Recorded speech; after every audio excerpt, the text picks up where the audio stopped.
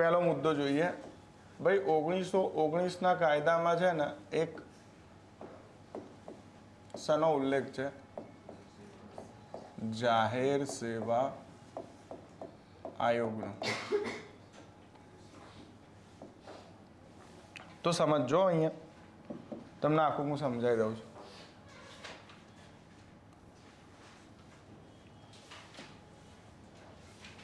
Exactly વર્ષ 1600 થી લઈ અને છેક 1800 અને ક્યાં સુધી 53 એડીમાં મિત્ર વર્ષ 1600 થી લઈ અને 1853 એડી સુધીનો જો હું વાત કરું તમને તો કહેવાય છે કે 1600 થી લઈ અને 1773 સુધી નો જે સમય રહ્યો, આ સમયના અંદર ઈસ્ટ ઇન્ડિયા કંપની દ્વારા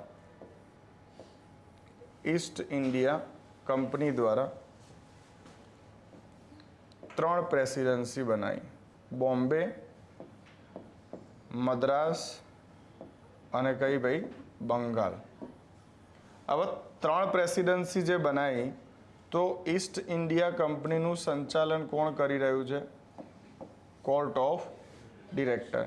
અને 3 પ્રેસિડેન્સીના સંચાલન માટે એમને એક શું નિયુક્ત કર્યો? ગવર્નર નિયુક્ત કર્યો. કહેવાય છે કે એ વખતે ઈસ્ટ ઇન્ડિયા કંપનીના પ્રશાસનના અંદર ગવર્નરના નીચે આવતો હતો ઉપગવર્નર.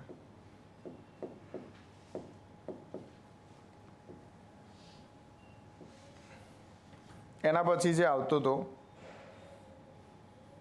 એ આવતો હતો ક્લર્ક. એના પછી લિપિક અને એના પછી રાઇટર. આ રીતે છે ને ઈસ્ટ ઇન્ડિયા કંપનીના અંદર પદ સોપાની વ્યવસ્થા આ 3 પ્રેસિડેન્સીમાં સેમ હતી. અને એના આ પ્રશાસનના અંદર જેટલા પણ ક્લર્ક, લિપિક, રાઇટર આ બધા નિયુક્ત કરવા, સમજો આ બધાની નિયુક્તિ જે છે, આ બધાની નિયુક્તિ કોણ કરતું હતું? Court of director. અને એમની નિયુક્તિ સમયે એ વખતે કોઈ ખાસ ક્વોલિફિકેશન ઉપર ભાર નહોતો અપાતો. ખબર? કોઈ ખાસ શૈક્ષણિક સ્તર ઉપર ભાર નહોતો અપાતો. બધી જ નિયુક્તિ નેપોટિઝમ ઉપર થતી હતી. નેપોટિઝમ એટલે ખબર છે? ભાઈ ભતીજાવાદ. કે ભાઈ આ મારો અજય ભાઈ છે, મેં કહ્યું જોઈ લેજો ને, અજયને લઈ લો ને અહીંયા. ખબર? હવે અજય કેવી રીતે ડિગ્રી લઈને આવ્યો છે એનાથી કોઈ મતલબ છે નહીં. અજયના કેટલું જ્ઞાન છે એનાથી કોઈ મતલબ નથી. મેં કહી દીધું એટલે અજયની નિયુક્તિ થઈ ગઈ. જે રીતે BCCIમાં કોની થઈ? જય શાહની થઈ. આ સાચું જ નેપોટિઝમ જ કહેવાય ને. પછી જુઓ થયું શું આના અંદર કે એક આપણો મિત્ર આવ્યો, કોણ? 1793માં. ખબર હતું? કોર્નવોલિસ.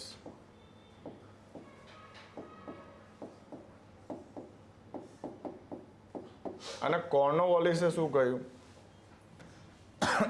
કોર્નવોલિસે કહ્યું કે ભાઈ જે ભારતના અંદર ઈસ્ટ ઇન્ડિયા કંપનીમાં જે સિવિલ સર્વન્ટ હોય છે,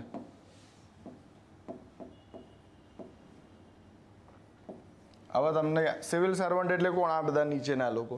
આ જે સિવિલ સર્વન્ટ હોય છે 2 પ્રકારના છે.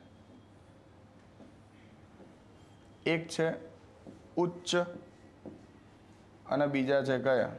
નિમ્ન. તો એમને કહ્યું કે આ ઉચ્ચ જે સિવિલ સેવાના પદો છે એમાં ભારતીયો બિલકુલ ના હોવા જોઈએ. અને ભારતીયોની નિયુક્તિ બધી ક્યાં કરો? નિમ્ન સિવિલ સેવા. બરાબર. અને આના સંદર્ભમાં એમને શું કહ્યું કે સૌથી પહેલાં તો કોને પ્રાથમિકતા આપો? યોગ્યતાને. અને બીજું કોને પ્રાથમિકતા આપો? ભાઈ શિક્ષણ પ્રાપ્ત કર્યું હોય એવા વ્યક્તિઓને આમાં લેવા જોઈએ, આડેધડ વ્યક્તિઓને ના લેવા જોઈએ. પણ હા, હજુ સુધી પણ આ નિયુક્તિ કોણ કરી રહ્યું છે? Court of director. એટલે જે પરિવર્તન આવે છે એ આવે છે 1853 થી 1900 અને ક્યાં 1900.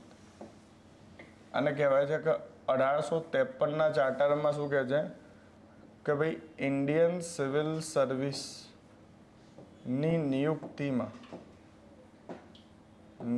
નિયુક્તિમાં કોર્ટ ઓફ ડિરેક્ટરનું જે સંરક્ષણ હતું એ શું કરી દીધું? સમાપ્ત કર્યું. ખબર પડશે? આને શું કહ્યું? ભાઈ હવે નિયુક્તિ કેવી રીતે થશે? પ્રતિયોગિતા પરીક્ષા અને કેવા આધારે? યોગ્યતાના આધારે. પણ મુદ્દો શું આવ્યો? પરીક્ષા લેશે કોણ? તો એમને શું કર્યું? ખાલી હાઈ કમિશનરો નિયુક્ત કરી દીધા. કોઈ આયોગ બાયોગ ના બનાવ્યું. ખબર પડે? અહીંયા એક વ્યક્તિની અધ્યક્ષતામાં શું નિયુક્ત કરી દીધા? હાઈ કમિશનર્સ નિયુક્ત કરી દીધા અને એ લોકો પરીક્ષાઓ લેતા હતા. એટલે પછી આવનારા સમયમાં ભારતીયોની માંગ રહી કંઈક જાહેર સેવા આયોગની શું કરો? સ્થાપના કરો. અને આ માંગ જે હતી દોસ્ત, એ જ માંગને ધ્યાનમાં રાખી અને 1919ના કાયદામાં શાનું નિર્માણ કર્યું?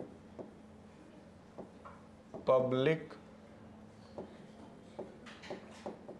સર્વિસ કમિશન નામનું એક આયોગ બનાવવાની વાત કરી. અને આ પબ્લિક સર્વિસ કમિશન આયોગ 1926માં શું થાય છે? સ્થાપિત થશે. અને આનો સુઝાવ આપ્યો તો કોને? યાદ રાખજો આ બધું, લી કમિશને. કોને સુઝાવ આપ્યો તો? લી કમિશને. અને આપણો જે કાયદો આવશે કયો? 1935.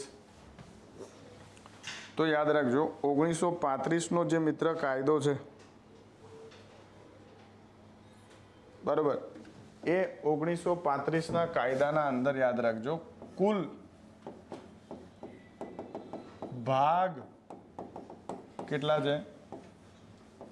કુલ ભાગ 14 છે. અને આ 14માંથી ભાગ નંબર કયો છે? 10 છે. The services of Crown in India.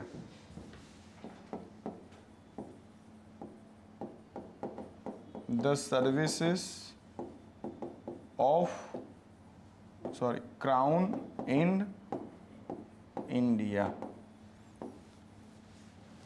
આ તમારું આયોગ. અને આના અંદર ફેડરલ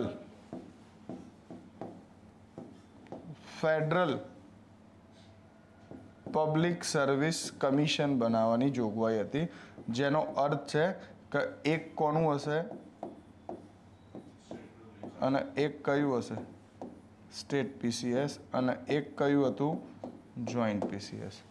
અને આ જે ભાગ 10 છે એમાંથી આ ક્રાઉન હટાવી દીધું અને ધ સર્વિસીસ ઓફ ઇન્ડિયા કરી નાખ્યું. અને એટલે જો હું તમને વર્તમાનની વાત કરું તો આ ભાગ છે તમારો કયો?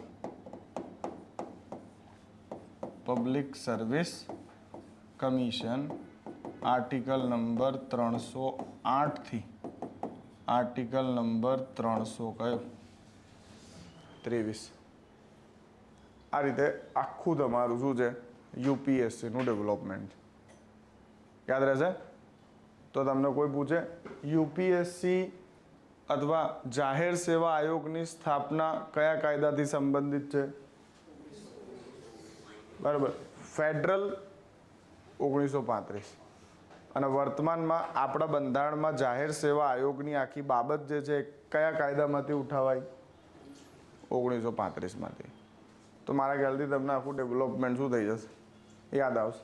ચલાવ્યું હતું ને આ તો 53 વાળું, તો યાદ રાખી લેજો.